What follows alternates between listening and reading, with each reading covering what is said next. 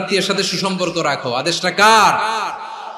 এজন্য প্রিয় ভাইয়েরা, জীবনে যদি বারাকা অর্জন করতে চান, নিকট আত্মীয়দের সাথে সুসম্পর্ক রাখতে হবে, তাদের জন্য উপহার পাঠাতে হবে। বিশ্বনবী বলেন, লা ইয়াদখুলুল জান্নাতা কাতে, যে ব্যক্তি আত্মীয়তার সম্পর্ককে ছিন্ন করে দেয়, সে কশিন কালেও আল্লাহর জান্নাতে ঢুকবে না। আপনি কি এটারে সহজ হাদিস মনে করছেন? এটা সহজ কথা? আপনি ভাবছেন আপনার নামাজ আপনারে বাঁচাতে পারবে, আপনার রোজা বাঁচাতে পারবে, আপনার তাহাজ্জুদ আপনারে বাঁচাতে পারবে? অধিকার নষ্ট করলে কিছুই আপনারে বাঁচাতে পারবে না। এজন্য নিকট আত্মীয়দেরকে দিতে হবে বেশি বেশি। বিশ্বনবী বলেন, ইন্না সাদাকাতা আলাল মিসকিনি সাদাকা ওয়া আলা যির রাহিমি ইসনাতান সাদাকাতুন ওয়া সিলা।